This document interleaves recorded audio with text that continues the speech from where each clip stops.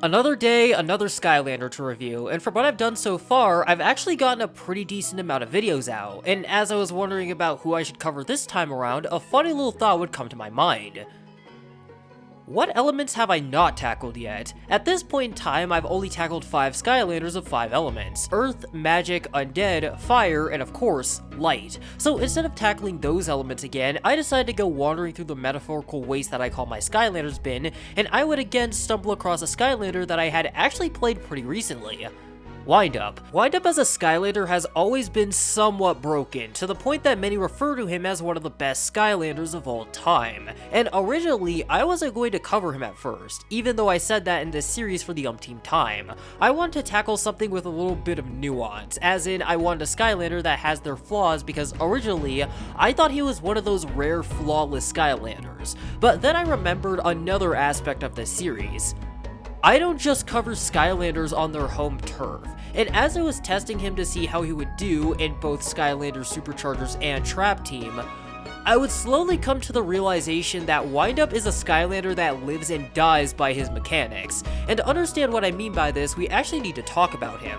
So that's what we're going to do today. We are not only going to fundamentally break down Windup's mechanics individually, but we are also going to talk about their flaws and how they work together.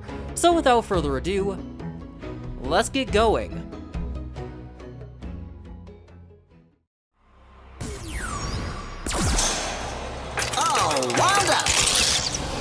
Before we get into Windup's moveset, which don't worry, I'm just excited as you to break down, we first need to tackle his development history, and by development, I mean his concept art, which looks pretty scuffed, not gonna lie. And even though this is where things would have usually ended, there's actually another thing involving him. And that's this variant of Windup many in the community have dubbed Vicarious Windup. The W in his name was replaced by 2 V's, the Vicarious logo was sprinkled across his design, and his formerly gold and blue paint job is replaced by Vicarious's iconic red and white, which tells me that us as the players weren't the only people who enjoy him. Even though this guy was found in the files and is fully playable in SWAT Force, Superchargers, and Imaginators with his model and everything, he doesn't have a figure, and alongside that, if you use him in Trap Team, he doesn't get his reskin and instead keeps his default look, which is really damn weird since it's acknowledged as being a special version of him. You could argue that this might have had something to do with Vicarious's Windup not being a figure, but if that was the issue, then why does he appear afterwards in both Superchargers and Imaginators? But after thinking back to a previous video, I think I know what's going on here. If you want to learn more about this in detail, go check out the video on why I don't like Trap Team, which is up on the screen in the corner.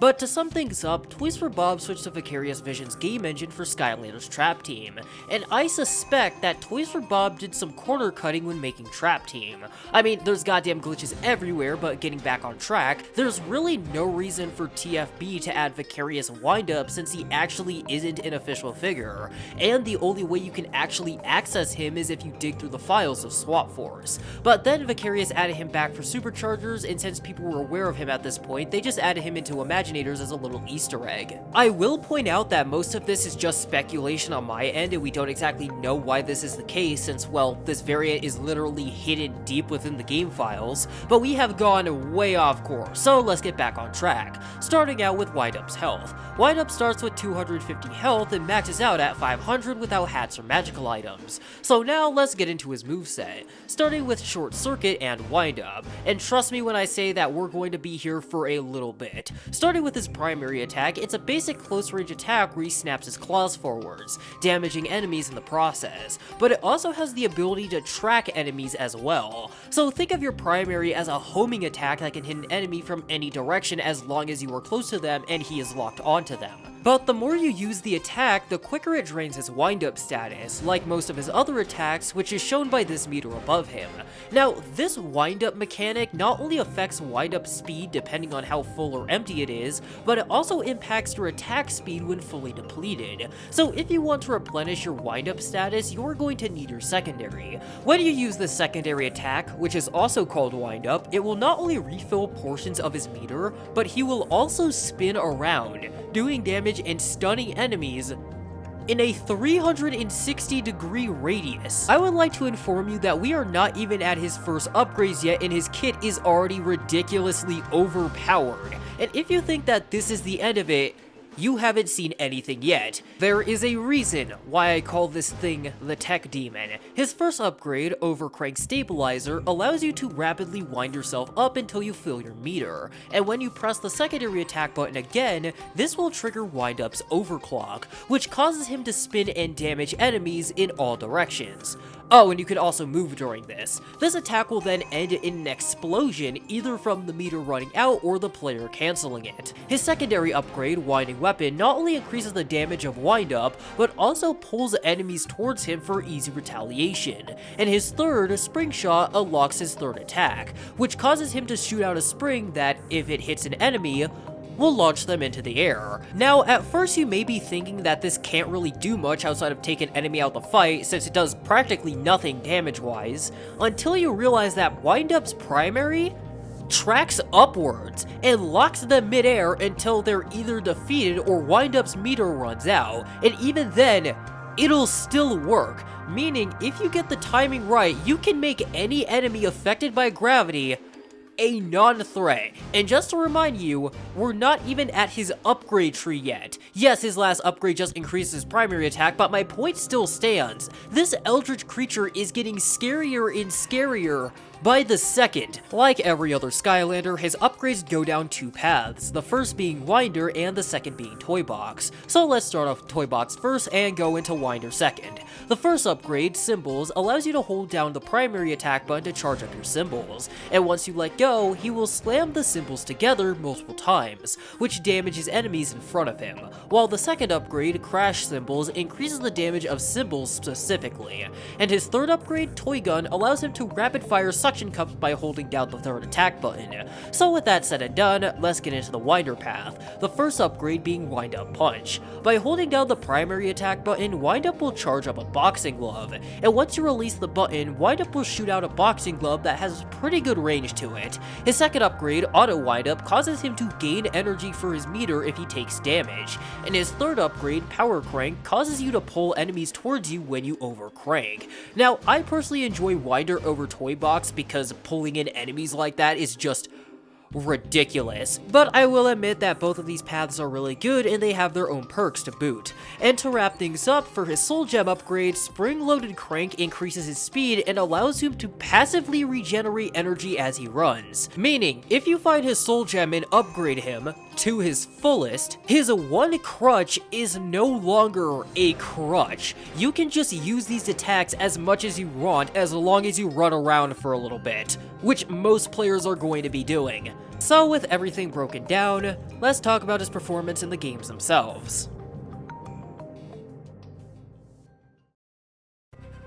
Now, as you could guess from everything that I have discussed, Windup as a Skylander is very strong, but thanks to his tracking ability, he becomes so strong that he is possibly the best Skylander from SWAT Force, at least core-wise. See, for every Skylander, at least to my knowledge, you have to be facing that enemy to attack them efficiently, but for Windup, you do not need to worry about that at all, since when most enemies attack, there is a delay that allows the player to dodge at the cost of doing damage to that enemy. But for Windup, you can not only move out the way, but thanks to his homing attack, you can constantly do damage to said enemy to the point that you can defeat them before they finish their attack animation. Well, what about multiple enemies at once, I hear you say? Well, thanks to the multiple forms of hitting enemies in every direction and constantly stunning them, any sort of enemy that can be stunned will be stunned. He doesn't even struggle against heavy enemies since he can just circle around them while constantly attacking, which is something that is nearly impossible for most Skylanders to pull off as well as Windup does, and something that most enemies have no defense against. When it comes to most melee Skylander gameplay and kiting, it usually is a dance of attacking and dodging, which means if you make a mistake, you are going to take damage if you like it or not. But when it comes to Windup, you don't have to think that hard. You can just walk around the enemy while smashing the attack button. That one attack combined with Spring Shot is so genuinely, mind-bogglingly brain dead that I am pretty sure you could give a toddler with the concept of doing two things at once a controller and Windup, and they will solo the game. a nightmare. At this point, you are probably thinking that this guy is nigh unstoppable, but there's actually one place where he performs very poorly. And that's in other games. Due to how inputs work with Trap Team, I think, for some odd reason, instead of attacking normally, when you spam the primary attack button, you know, the easiest and most simple way you are supposed to attack enemies, if you either have Simples or Windup Punch upgraded, instead of rapidly attacking with their primary, like you should be, instead, Windup will begin charging up one of those two attacks at random. What's worse is that you could barely predict this sometimes, so while you're in the middle of combat in Trap Team, he could just randomly stop to charge up one of these two attacks. And to make matters even worse, knocking enemies into the air was also altered in this game as well. Enemies sometimes go too high into the air, and it's like Nightlight all over again, where you have to wait for them to get back to the ground so you can attack them. And if you're thinking of pulling off that vicious combo attack that you used in SWAT Force, well, it isn't going to work here because once again, if you have Symbols or Windup Punch upgraded,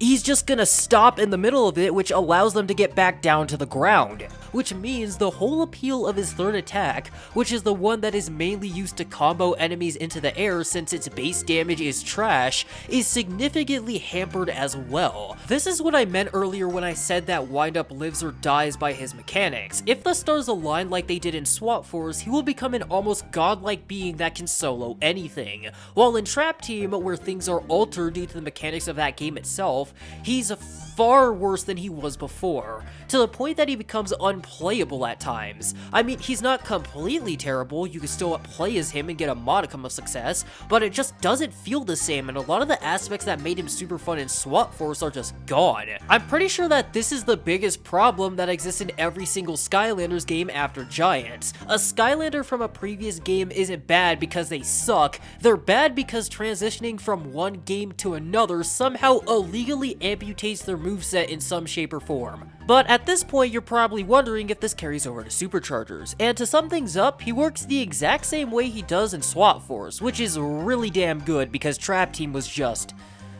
my god, what happened there? So to sum things up, Windup is a stupidly powerful Skylander in both SWAT Force and Superchargers, so if either of those games are giving you trouble, I suggest you drop him onto the portal and clean house. But if you want to play Skylanders Trap Team, avoid playing him like the plague. That one change to how his charge-up attacks work fundamentally destroy most of the combos that make him the destructive automation that he is.